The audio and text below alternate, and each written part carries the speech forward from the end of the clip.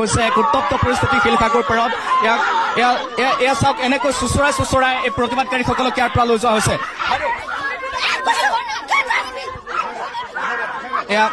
এই দৃশ্য চাওক এয়া কেনেকৈ টনা আজোৰা কৰি এনেকৈ প্ৰতিবাদকাৰীসকলক ইয়াৰ পৰা লৈ যোৱা হৈছে এই দৃশ্য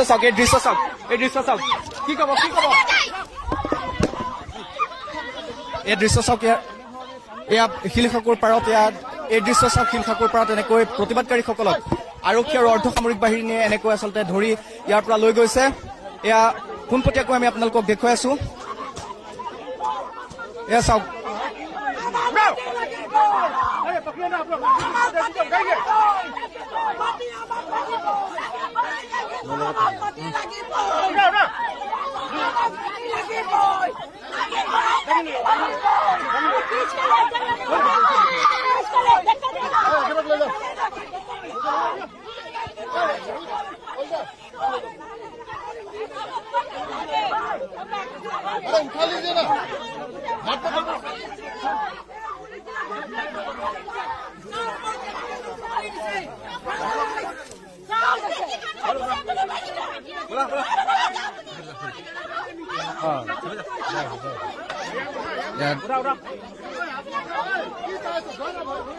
পোনপটীয়া দৃশ্য আপোনালোকক দেখুৱাই আছো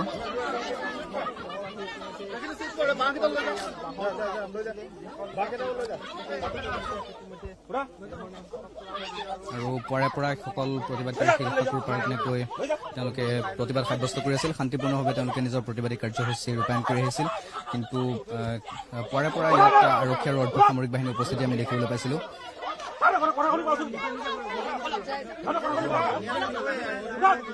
এনেকৈ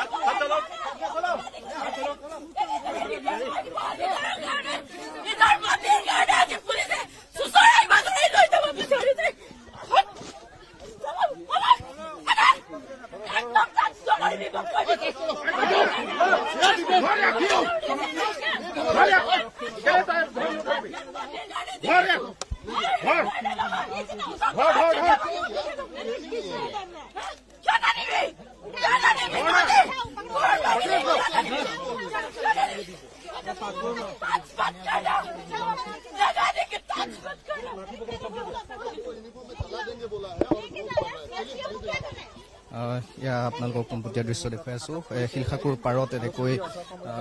প্ৰতিবাদকাৰীসকলক এনেকৈ আৰক্ষী আৰু অৰ্ধসামৰিক বাহিনীয়ে ইয়াৰ পৰা আটক কৰি লৈ যোৱা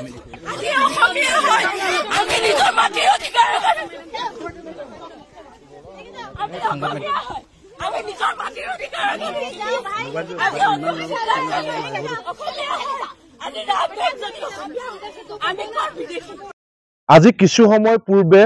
শিলখাকুৰ যি 14 গৰাকীকৈ মহিলা প্ৰতিবাদকাৰী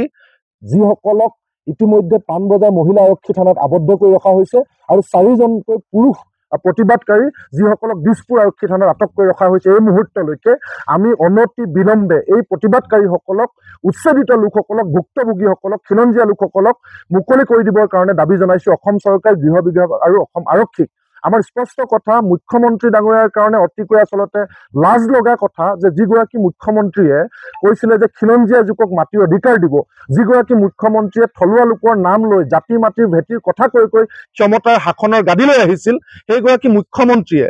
ক্ষমতাৰ গাদীত মুখ্যমন্ত্ৰীৰ আসনত 2021 চনত বহাৰ পাছতেই 2022 চনৰ পহিলা ভাগতে গুৱাহাটীৰ মাজমজিয়াত 100% খিলঞ্জীয়া থলুৱা বৈধ আৰু জনজাতীয় লোক যি 1203টা পৰিয়ালক গৃহহীন কৰিলে উচ্ছেদ কৰিলে বৰ্বৰভাৱে আক্ৰমণ কৰিলে সেই 4টা বছৰে আজি তেওঁলোকক উচ্ছেদ কৰাৰ পিছত সেই লোকসকলে না জল না থল অৱস্থাৰে দিন কটাবলগীয়া হৈছিল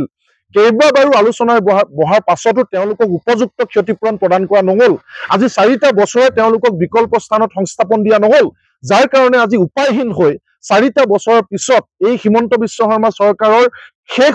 অৱস্থাত শেষৰখন বিধানসভা অধিৱেশন 25 নৱেম্বৰ তাৰিখে হ'ব তাৰ পূৰ্বে আজিৰ দিনটোত পুনৰ প্ৰতিবাদ সাব্যস্ত কৰিছিল সেই প্ৰতিবাদস্থলীৰ পৰা এই খিলঞ্জীয়া প্ৰতিবাদকাৰীসকলক থলুৱা লোকসকলক যি বৰ্বৰভাৱে আক্ৰমণ কৰা হ'ল আৰক্ষীৰ দ্বাৰা আৰু তেওঁলোকক আটক কৰি এতিয়া আমি জানিব পাৰিছো যে জেল হাজতলৈ প্ৰেৰণ কৰা অভিসন্ধি ৰচনা কৰিছে ইয়াক আমি কঠোৰভাৱে নিন্দা কৰিছো আৰু অনতি বিলম্বে মুকলি কৰি দিবৰ কাৰণে দাবী জনাইছো আমি অসমবাসী ৰাইজক জনাব বিচাৰিছো এইগৰাকী মুখ্যমন্ত্ৰীয়ে এহাতেদি অচিনাকি মানুহক উচ্ছেদ কৰা বুলি কয় সন্দেহযুক্ত লোকক উচ্ছেদ কৰা বুলি কয় বা লয় কিন্তু অন্য হাতে গুৱাহাটীৰ মাজমজিয়াত 1203টাকৈ খিলঞ্জীয়া জনজাতীয় ভূমিপুত্ৰ থলুৱা লোকক এই ধৰণে উচ্ছেদ কৰি 4 বছৰে যি ধৰণৰ থলুৱা বিৰোধী নীতি তেওঁ লৈ দেখুৱালে তাক আমি ধিক্কাৰ জনাই আহিছিলো আৰু সেই গোটেই প্ৰতিবাদ মখিমূৰ কৰি আজিৰ দিনটোত আৰক্ষীৰ দ্বাৰা যি ধৰণে আক্ৰমণ কৰা হৈছে ইয়াক সকলো ৰাইজে নিন্দা কৰক আৰু সকলো ৰাইজে মাত মাতক আৰু অনতি বিলম্বে যদি এই প্ৰতিবাদকাৰী উচ্ছেদিত থলুৱা লোকসকলক মুকলি কৰি নিদিয়ে আজি অনতি বিলম্বে তেতিয়াহ'লে কিন্তু অসমত ভয়াৱহ পৰিস্থিতিৰ সৃষ্টি হ'ব আৰু হিমন্ত বিশ্ব শৰ্মা আমি মুখা খুলি দিম